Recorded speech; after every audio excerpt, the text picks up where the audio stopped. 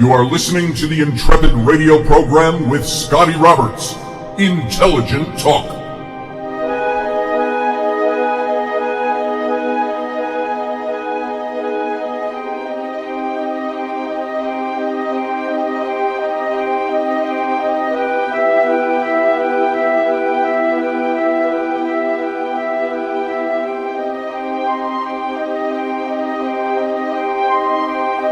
Well, happy Monday evening, ladies and gentlemen. Welcome to my program. This is Scotty Roberts. You're listening to the Intrepid radio program right here on the Odyssey Radio Network. And if you want to hear the audio version of this show as it broadcasts out internationally, you can go to odyssey1.com. That's ODYSY1.com. And you can also come and join us over on the video chat, the video stream over on my live YouTube channel. That's Mr. Scotty Roberts. And join the chat room there where everybody live is listening to the show and adding their comments and their input and their thumbs up or thumbs down. And so come on over and join everybody over there. I think it's a fun experience because you can exchange ideas and talk with other people who are listening to this show live. So I hope you had a great weekend. I did.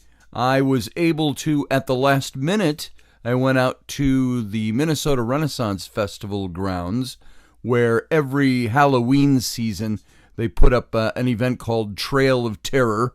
It's one of those haunted events that people like to go to. And Jimmy Cunningham, who is the feast master during the festival itself, runs the Feast of Fantasy out there.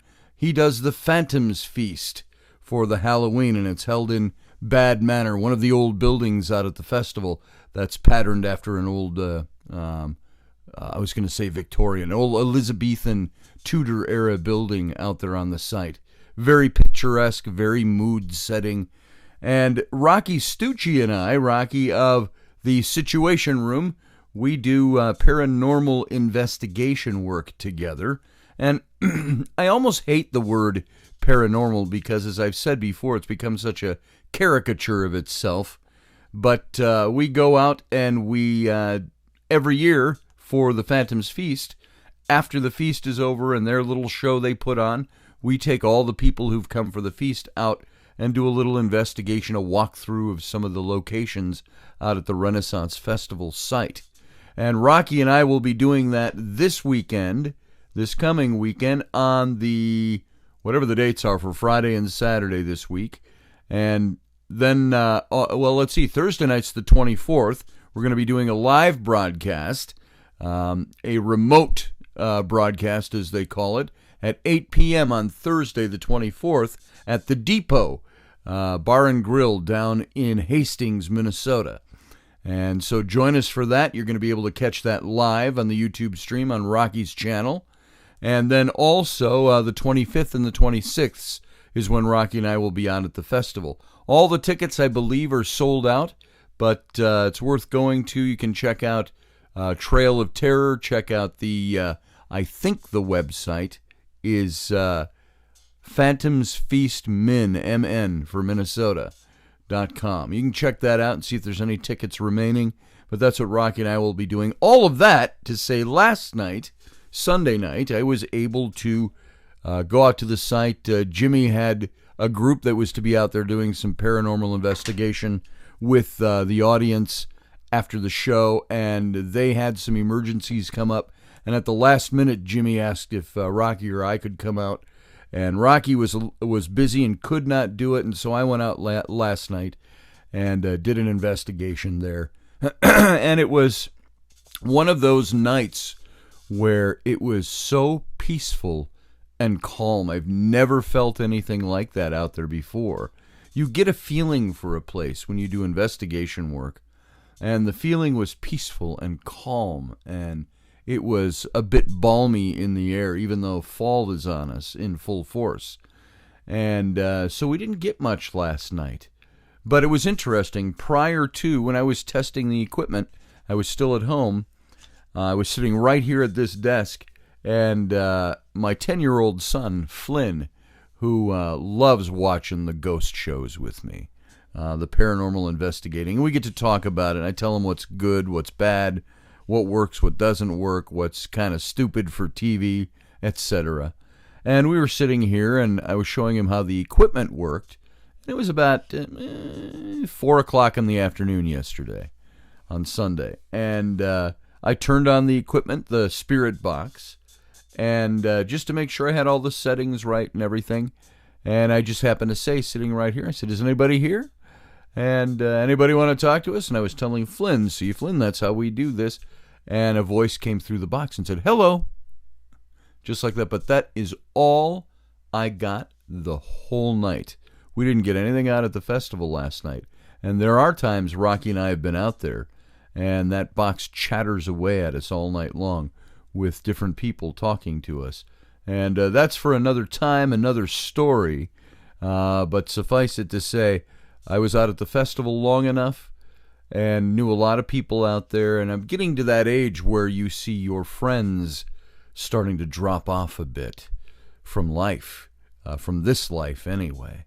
And I know at least 5 to 10 people I could name by counting my fingers, who are people I've known over the last 20 years out there at the festival, which was a big part of my life for a long time. I was on the cast and entertainment at the Minnesota Renaissance Festival.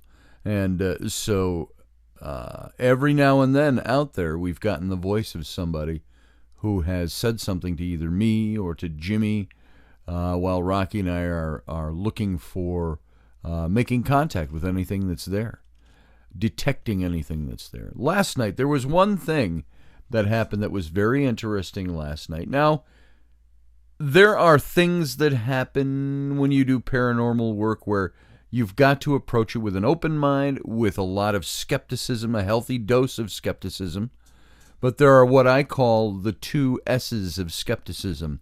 The big S, skepticism, and the small s, skepticism.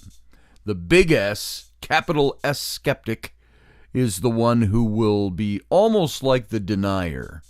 I am so skeptical that there's nothing you can say that will convince me otherwise. There is a prove it to me behind there somewhere, but they're the deniers. The no, it doesn't. No, it isn't. I don't think that's good skepticism. Skepticism says, okay, you've made a claim, now show me that it's actual. Show me that it's real. Now, the big S skeptic, I think, is the denier. And I've run into many of those. You may have run into some of those. And usually the deniers are the ones that are the most vehemently opposed to anything in that weird category until they experience something, which I've seen. Now, that's like Michael Shermer, who is kind of the titular head of the skeptical movement out there. Always a denier, I thought. Very intelligent man, very polite, written some good books. Why Do Good People Believe Weird Things, I think was one of his books, if I got that title right. But he is one I would call a big S skeptic. But then a couple of years ago, he had his own little experience with the paranormal. And without getting into what his experience was, he came out of that saying, it hasn't changed my whole life or anything, but it gave him, as he attested, a different perspective, saying, okay, I understand some of this stuff a little better from that angle now. So he had his own paranormal experience, and it involved, I believe, his father. And that changed him a little bit. Now, he hasn't gone all the way over, swung over to the other side. He's still a skeptic and still believes in healthy skepticism, which makes him starting down the path to the small s skeptic, which the small s skeptic is one that says, I have a healthy dose of skepticism. I hear what you're saying. I see this. I want to know more. Teach me. I will engage and learn. I won't just dismiss something for the sake of being dismissive, but I will be skeptical until I know it's not somebody just making shit up or somebody who's got an overactive imagination, things like that. And we run into that. There's some very good people out there that pass on information that are people who Rocky and I just spoke about this on Monday night's show, which was midnight Sunday night out east. So Monday night show. We talked about the Kruger was the last part. The something Kruger starts with a D. I don't have it on the top of my head, and I don't have it written down in front of me. But that idea that there are so many people out there who espouse what they say is truth, but they really don't know shit. And they will, I see that in the political arena a lot. But you can get it in every walk of life. And I think there are people in the paranormal who really don't know shit. They don't know their shit. They don't know how to express their shit. They don't know shit about the shit they're talking about. And yet they talk about it like they have all knowledge of it. And I think one of the best ways to approach some of this stuff is to say, I don't have any knowledge of this stuff. I'm exploring, I'm examining, I'm asking the questions. I'm trying to gain a little wisdom, which is kind of the topic we're going to hit tonight as we get out of this. But that's how we approach skepticism. Big S, are you a big S skeptic or are you a small S skeptic? I think a small S skeptic is the beginning of the path to wisdom, to gaining knowledge, to gaining understanding, to applying that and gaining wisdom about something. Whereas the big S skeptic is one that jumps past all of those and just goes into the denial part. I have some good friends that are big S skeptics. Some of them have put some thought into it, and they still end up, they have built a block wall and locked a closed door and shut and latched all the windows from allowing anything to come in to convince them otherwise, because they have set their mind on something.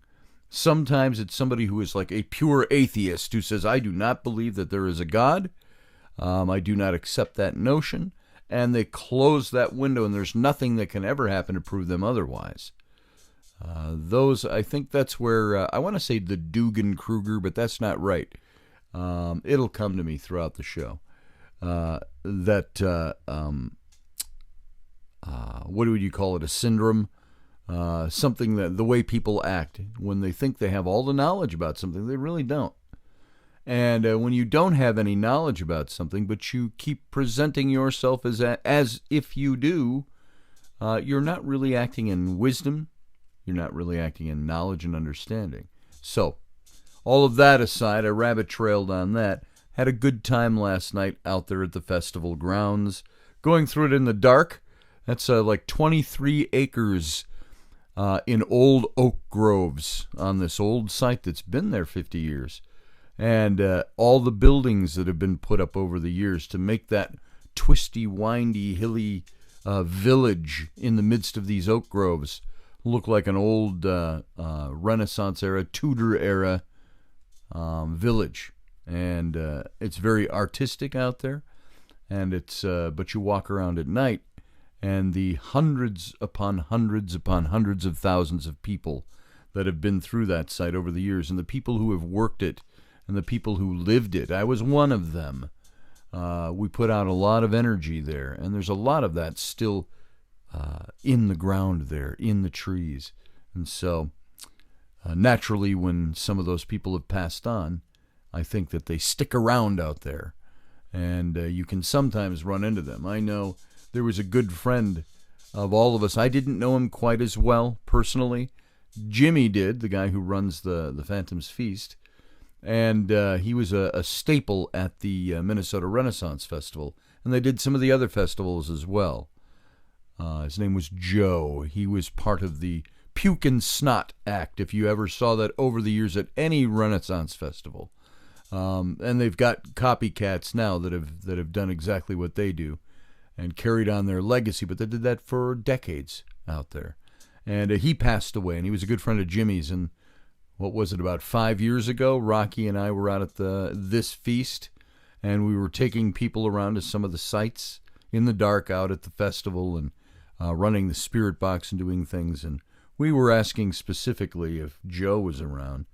We were on the stage that was his stage out there for his act. It was a big ship. It looks like a sailing ship with the 3 masts and so on. And we got a hi, Jimmy, came over the box when we asked for him specifically. And Jim recognized him, recognized the voice that came across. So, all that to say, Rocky and I are doing that this weekend. I did it last night out at the festival. It was a very quiet night, but we got a chance to talk about all these things and the mechanics of it and how it works while we're standing out in the non-lit, out in the dark, in the oak groves with this old village out there that's been put up, theatrical village, but some of it very working buildings that are still there. And so it was a fun time last night. So I had a good time with that. I got to check my time here and make sure I don't run over time talking about that. Today I wanted to talk about the getting of wisdom, the getting of... I had written an article about virtue a couple of years back and what it means to be virtuous, what it means to have wisdom, and kind of what spurred that on this morning as I was thinking about what I wanted to talk about tonight was I saw a little graphic, just text-only graphic, put up by none other than, she might be here in the chat room, High Priestess. And I saw this, and it really spurred me to thinking about talking about this tonight. And it says this. It says, no society wants you to become wise. It is against the investment of all societies. If people are wise, they can't be exploited. If they're intelligent, they can't be subjugated. They cannot be forced in a mechanical life to live like robots. They will assert their individuality. They will have the fragrance of rebellion around them. In fact, a wise man is a fire, one word, alive, a fire, alive, a flame. But he cannot sell his life. He cannot serve them. He would like rather to die than to be enslaved. And it was Osho who said that. And so that really sparked me into talking about this tonight. And I've got a couple of things pulled up here. One is my own article that I wrote about virtue. And I want you to consider these things, especially in the society in which we live, the politics that are going on around us, the political correctness that plagues us like an infestation of rats that bring the lice that start the bubonic plague or the Black Death in a society, metaphorically speaking. And think, are you a bastion of wisdom that people can go to? Are you a pillar of virtue? Now, don't get me wrong, virtue doesn't mean puritanical. I think we've gotten the wrong connotation of virtue. It doesn't mean that you have no fun, that you can't go out there and be a happy person and sharing what you know and your information and your knowledge and live your life to the fullest. I don't think that's what virtue means. Virtue is having a state of heart that's pure and wants to do right and wants to gain knowledge and wants to gain wisdom. So I have to ask you, do you have wisdom? Do you have virtue? Would you consider yourself a virtuous person? And virtue and wisdom both are kind of like humility, in that once you say you've got it, you've lost it. It's like, I'm humble. I possess humility. Those are things that, and you go, wow, what a braggart. So the humility seems to go out the window. But look at yourself and say, I'm not saying lift yourself up and tell everybody, listen to my words, I'm virtuous, and I'm wise, I have wisdom. No, you can accept that you have these things and you're developing these things in your life without the appropriation of non-humility and non-modesty about it. So let me dig into this and tell you what I mean by all of this. It doesn't manifest in us in an act of magic or some overt declaration that we're paragons of purity and good intent. It's the expression of the inner soul. This is what virtue is.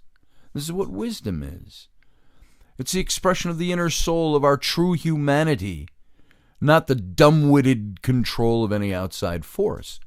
It's that thing that creeps in very quietly and unawares when we strive to do what's right and good, despite our flaws and our failures along the way. I got to tell you something, folks. It's like, I'm going to use this as an example, not to talk about politics, but to talk about an example. You look at our president. A lot of people don't like him because of the kind of life he led, or he was a billionaire playboy or whatever. They attribute all his mistakes are to them the sum of who he is. And that's not so. We have lives that are checkered with failure, that are checkered with flaws, that are full of flaws, chinks in our armor. Is that what defines us? Would you like to be defined by the things that are your worst things you've ever done? Or defined by, for the rest of your life, by the mistakes you've made, or the errors, or the lacks of judgment? Because we've all got them. So it's the lion heart that eclipses our inner mewling. So not when we're faced with moments of decisiveness, when we're forced to choose the right or the left hand, but when we sit in a heap to wipe the blood, the sweat, and the many tears of having accomplished something greater than ourselves. It's greater than our inmost fears, deeper than our misgivings and our mistakes, that may be strewn along the path behind us. We sometimes leave a wake of mistakes we've made and people we've hurt. Most good people don't go out of their way to hurt people, but most good people have hurt people, sometimes unaware, sometimes unwittingly, sometimes without the ability to fix their mistake. Those things come along, and sometimes you leave battered and bloody people in your wake, developing their particular brand of wisdom or virtue. Virtue is imbued with the spirit of not turning back. That also embodies wisdom. It's never allowing defeat to win the day. And now I don't want this to be a hoorah type of a motivational thinking type of speechifying here in this radio show tonight. But I want us to think about what we bring to the table. Virtue's imbued with that spirit of not turning back. You don't allow defeat to win you over. It's not a reckless abandon in the face of tumult and adversity, but a resolve that I will not be brought under by the power of fear and the despair of failure. Because we all have it every day. And sometimes we are driven by those things. And we let those things overtake us.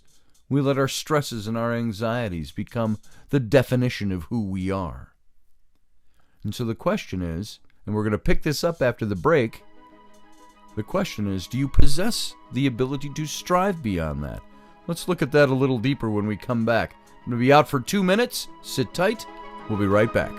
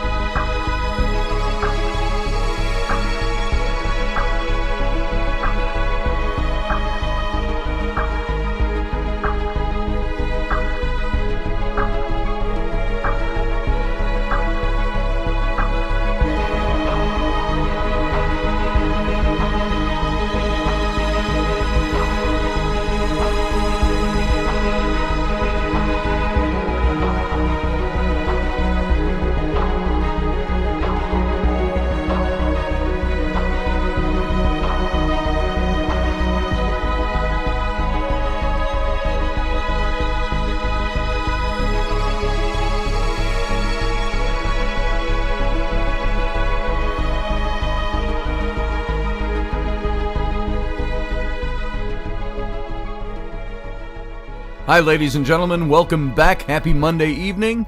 This is Scotty Roberts. You're listening to the Intrepid radio program right here on the Odyssey Radio Network. And we're over at odyssey1.com to hear the audio version. And we're here at the YouTube live stream simulcast of this broadcast at my YouTube channel, Mr. Scotty Roberts. Come on over, subscribe, join the chat room, and enjoy a lively discussion along with the show itself. And we're talking tonight about wisdom, the getting of wisdom. Where is your wisdom? Where is your virtue? Virtue, not puritanical aspects of yourself, but the aspects of yourself that will not allow you to turn back, that you say, I am this, and this is who I am, and you cannot detract from who I am. And it all started by Priestess was giving me, High Priestess, who comes into the chat room. She posted this in her Instagram way this morning. I'm going to read it again. No society wants you to become wise. It's against the investment of all societies. If people are wise, they can't be exploited. If they're intelligent, they can't be subjugated. They cannot be forced in a mechanical life to live like robots. They will assert their individuality. They have the fragrance of rebellion around them. In fact, a wise man is a fire, a flame, alive. But he cannot sell his life. He cannot serve them. He would rather to die than to be enslaved.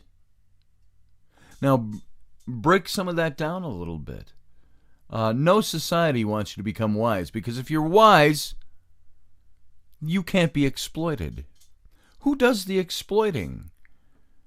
Everybody will exploit each other. Governments will exploit us, even when they say they're doing good for us. But if you're smart and you're wise and you apply that to the way you live, you can't be exploited. Nobody can take control of you. If you're intelligent, you can't be subjugated. How many times do we get laws? We go, oh, that's the new law. I got to do that. You know, many times that manifests in like traffic laws or things like that. Or just last night, I had an hour-and-a-half drive each way out to the festival site to do this investigation. And while driving in the dark, you can't pick up your phone anymore in Minnesota and look at it. I'm not talking about texting away. I'm talking about just if you are seen with your phone in your hand, you could be pulled over and ticketed for that. There's a million other things that can distract you while driving, but you can't pick up your phone to say, hey Siri, call my wife, or something like that. If your phone is in hand, then you're causing a problem. You're distracted driving. So, and I've often wondered how the police can look at their computers in their car while they're driving and run your plates and not be doing the same thing you're doing when you're looking at your phone and dialing a number, even if you're talking on the speaker. So, all of that aside, you can't be forced into a mechanical life to live like a robot because you're applying your intelligence. You can't be subjugated. And I use the example of new laws and things as a minor example to show how we get frustrated by the making of laws around us, but don't do anything if we have a problem with what's been done or in the process of making that law, expressing ourselves. There's handfuls of people in society that do that, and the rest of people are sheep. They go along with whatever's out there. And you have to assert your individuality. Intelligent people have individuality. They don't think like sheep. They stand out. They have the fragrance of rebellion about them, as this quote says. They're the ones that will say, no, I'm going to rebel against that idea in society because I'm an individual and I think for myself and I have intelligence. I'm not talking about anarchy. I'm talking about being an individual enough to speak your mind and to watch what's going on around you. We're, as this quote said, we're a fire. We're alive. We're aflame. We don't sell our lives out because you can't serve the people who want to subjugate you. When you're intelligent, try to be subjugated. You're probably the one that'll get killed off first because people don't want people following you. So you can't serve those masters that way. You'd rather die than be enslaved. So this is what I'm talking about when I'm talking about virtue, about wisdom, about gaining these things. Being smart. Be smart. Use your brain. Think deeper. Actualize your brain in society. And you're going to see how in all aspects of life, that's going to make things different. And many people won't, because like my mom used to say, well, that guy won't say shit if his mouth were full of it. That's the way a lot of people are. We just dumb down and we go along with the system because we think we're wanting the easy life. And that makes life harder. We just ignore why it makes it harder. It makes it harder because somebody else is calling the shots for us. Be part of the process. Don't watch the play on the stage. Be part of the play. So, I talked about in the first segment how virtue and wisdom is this idea that you can stand up and you have this attitude of not turning back, of not allowing the defeat of the day to win the day. Sometimes we're beat under. We feel beat under. We feel tired. We're weary. We're done. But then you have to rise up and be something new the next day. Sometimes even in the same day. I look at this whole thing of saying, act with confidence. I look at my son, just an example, my 10-year-old boy. I was out selling Cub Scout popcorn with him yesterday. One of the things, I hate that. I hate selling cookies or popcorn or shit for organizations, but I understand that's how they raise some of their money. And so we were out and we're selling, and my son he's not shy. He just hasn't gotten to that point in his life where he's outgoing. And he's quieter. And trying to get him to be confident. I was trying to teach him. When you're talking to people, I said, you've got 2 seconds to make an impression, to let people want to buy popcorn from you. I said, if you come up and you go, you don't want any popcorn, do you? I said, nobody's going to buy your popcorn, except somebody who might feel sorry for you. I said, so go out there, put yourself out. I said, be confident. And so while we were standing there at our little booth at the grocery store, I would say to people, hey, good morning. Hey, come on over, buy some popcorn, support your local scouts. And I would show Flynn how to do this. And he actually did a little bit of that. But confidence is what draws people to you. And the reason I bring that up is this idea of being virtuous or wise. These are things that you create. Don't let what other people will think of you stop you from doing that. You have a voice, you can talk, you have a brain, you can express it. And if you don't do those things, you become the quiet sheep who go along with the herd. Being quiet, there's nothing wrong with being quiet, all in and of itself. But lacking confidence, lacking that strong surge within you to never let anything allow you to turn back, to assert, I hate using tag words, but what comes to mind, assert the power that you have, to be somebody, to do something good, to express yourself, to show that you're smart about things. And we always stop. Many of us stop there. Well, what are they going to think of it? Who cares what they think? They're people too. They have things to say too. It's like there's so many things that drive us. When you think about it, the things that stop you sometimes, you go, oh, well, so-and-so isn't going to I can't, at the office, they won't think. And we've got like a handful of people that prevent us from moving forward sometimes. It's like you can't worry with that. You got to, here, step aside and I'll move, or come along with me. Whichever. It doesn't matter. Who cares that somebody doesn't like what you're thinking? So what? Just make sure your thinking is based in sound knowledge and information. It's based in this having a virtuous life. One, again, that doesn't mean being puritanical. It means, there's examples I'm thinking of, but they don't need to be gotten into. Think of what puritanical is. Straight-laced, teetotaling. That's not what virtue is. That's what we've adulterated it to mean. Virtue is having the ability to be true to who you are and expressing that truth outwardly and enjoying life at the same time. So, be virtuous. Virtue is never about the past. It's not really even about the future, but always about the present. It may have the caterwauls of the past that scream for us to never try again because we've fallen short so many times before. It also bears the responsibility of knowing what might lie ahead based on what we now do or how we now act.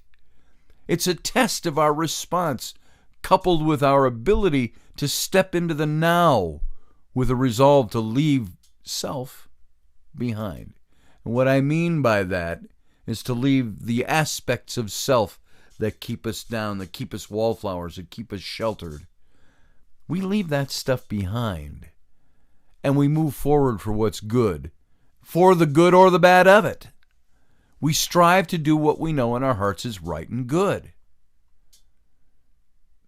And because I know this, because I've experienced it, you know this because you've experienced it, there's always going to be failure along the way. But failure are those guideposts that teach you to develop a better sense of virtue, a better sense of wisdom. I said that wrong for the second. Not a better sense of wisdom. It increases wisdom. And so it's kind of like when you know there's going to be setback and adversity, it's like that famous quote of Teddy Roosevelt's. And I used to have that hanging on the wall, and I don't know what happened to the plaque I had of that. Somewhere in one of my moves, it either got destroyed or it's still in a box somewhere. But you know that quote, that it's not the critic who counts? He says in that quote, because there is no effort without error and shortcoming. But you are the person who actually does strive to do the deeds, who knows the great enthusiasms, the great devotions, who spends themselves in a worthy cause, who at the best knows in the end the triumph of high achievement, and who at the worst, if he fails, at least fails while daring greatly, so that his place shall never be with those cold and timid souls who neither know victory nor defeat. When you step out and take the risk of being virtuous, of expressing what's inside you, and virtue is being true to that, you will not only increase your knowledge base, you start that road to gaining wisdom. I take great inspiration from the examples of what virtue truly is, both historically and in literature. For me, I have heroes of all through history of people who have stepped outside the door. They've stepped off the threshold, not always fully cognizant that their next footfall would be the defining moment of who they truly were, despite who they and others believed them to be. The Abraham Lincolns, the Martin Luther Kings, the William Wallaces. These are the big standouts in history. They were great people filled with flaws and personal shortcomings, but who rose above themselves in the action of engaging in something greater than themselves, knowing the goal was so much more important than anything else they believed or had done up to that point. And they were not perfect people, these examples down through history and in our lives, but they gained virtue, they gained wisdom by rising above their imperfections. The fictional Samwise Gamgees from Lord of the Rings and The Hobbit. I'm sorry, not The Hobbit, the Lord of the Rings series. The Baggins gardener, who at great personal cost to himself never left Frodo's side. Reading it in the book, you get a much deeper appreciation of that than seeing what was very well represented in the movies. Even carrying him up the slopes of Mount Doom on his back. When Frodo couldn't take another step, Sam knew there was something greater than himself that he had to do.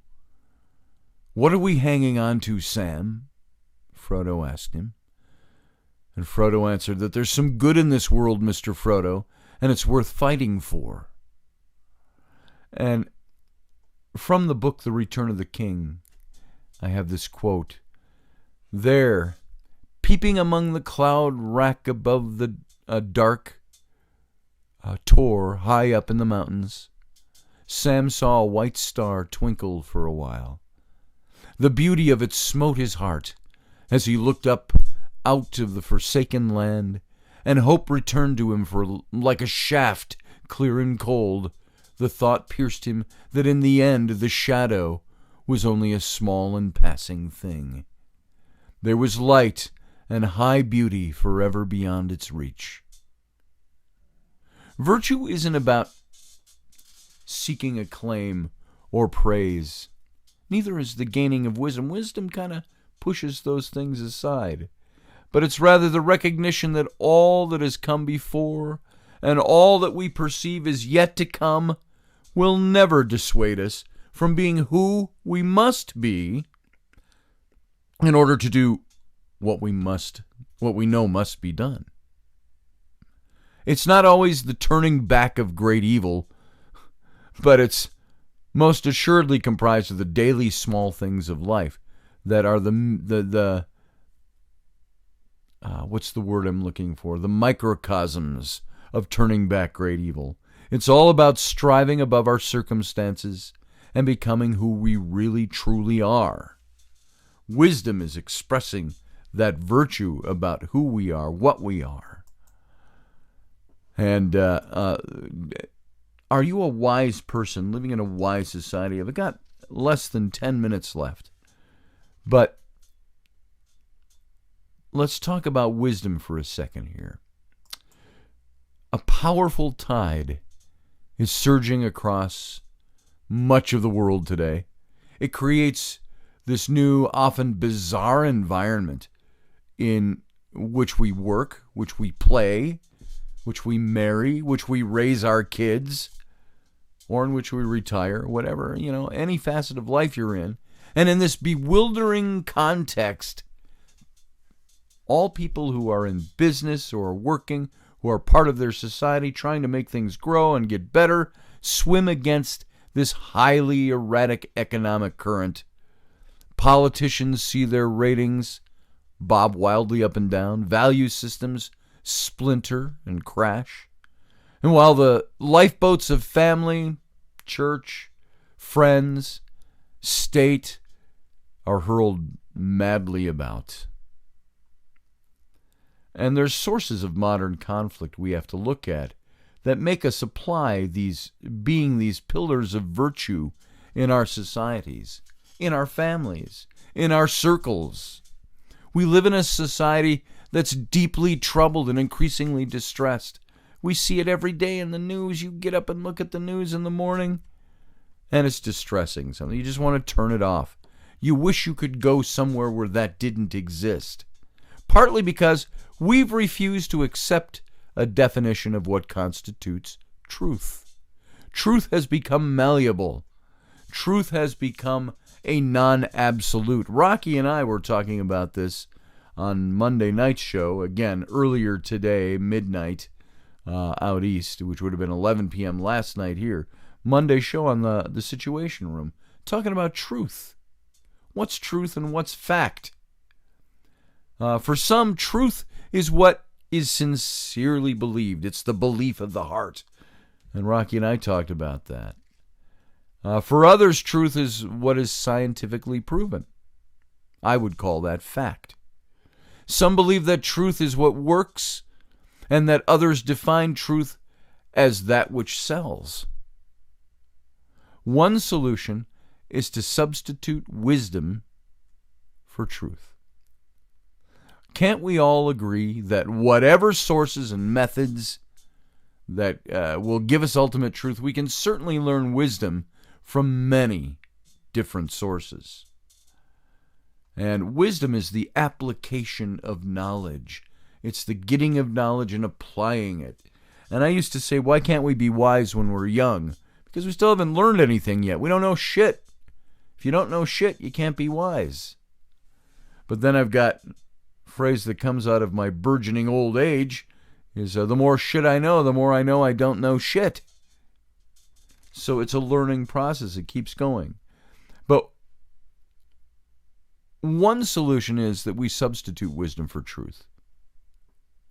And from ancients to moderns, our sages, our pastors, our teachers, our gurus, our priests, our wise people, our hierophants, they've all urged us on a pursuit of wisdom. Pursue wisdom.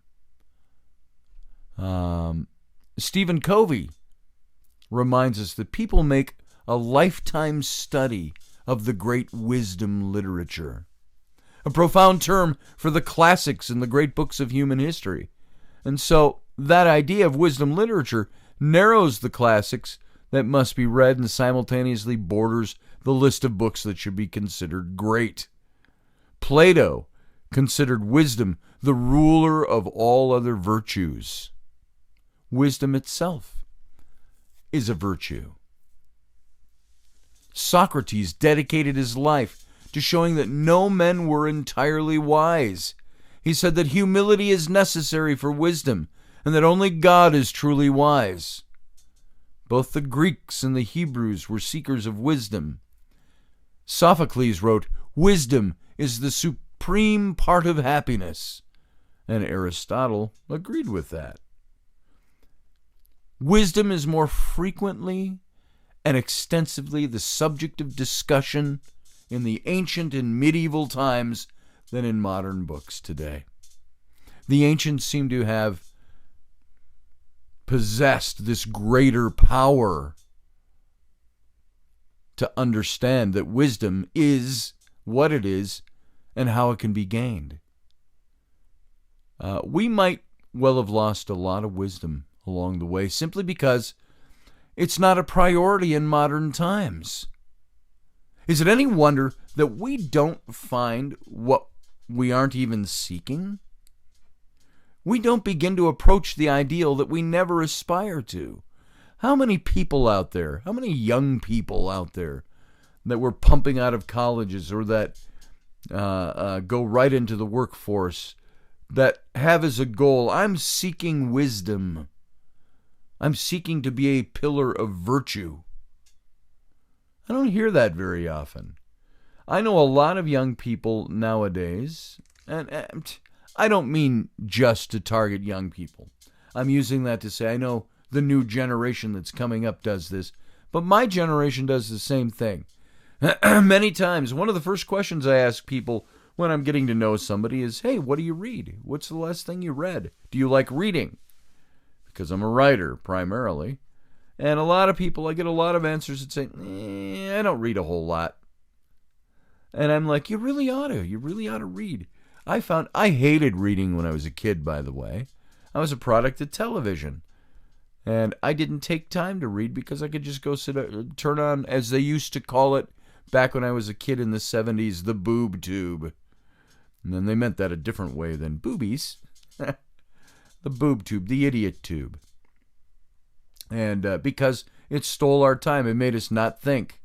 You can engage and let's... Now, I do find that sometimes there are movies and television shows and things that will make me think, that will draw me in. I just watched a fantastic movie this weekend that I'll talk about later this week. But the movie Tolkien, about J.R.R. Tolkien, the writer of Lord of the Rings and the whole Lord of the Rings series. That movie just mesmerized me and drew me in. The language and the thinking and what went into how he developed these thoughts in his head to write these magnificent stories. But in the tradition of great books, the moderns usually assert their superiority over the ancients in all the arts and sciences, but they seldom claim superiority in wisdom. With the centuries far from increasing, wisdom may be lost. A unique and potent feature of wisdom is that it cannot be misused. Unlike art, unlike science, unlike technology, which can be misused, can be twisted and manipulated, you can't do that to wisdom. Leadership skills, knowledge, courage, loyalty, belief, and power, all of these have at times been used for destructive or narcissistic goals. But any misuse of wisdom is patently unwise and therefore a counterfeit. Real wisdom is always by definition used positively, used wisely. Pardon me. Art, science, religion, mathematics, these all celebrate wisdom. As much as I hate math, I have to admit that. I may have a mathematical brain, but I don't have a brain for math. Decipher that. The last math course I ever took, and I've mentioned this before, I'm now 58 years old, and I graduated from high school 41 years ago.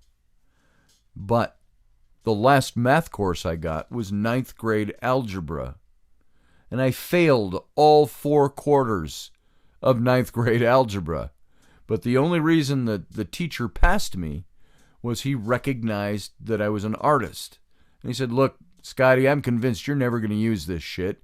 You're never going to get it." He said, "I tell you what, you do a great painting for me, and I'll pass you." Now, I was, 14 years old in the 9th grade. And so I did a painting of the teacher going, he had his hands up and he was like growling.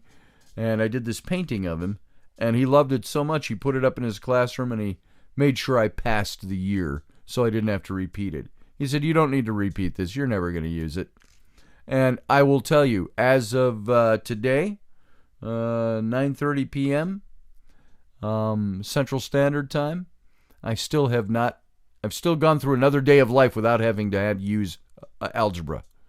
So, all that to say, I never took another math course. I don't know how I breezed through high school without it.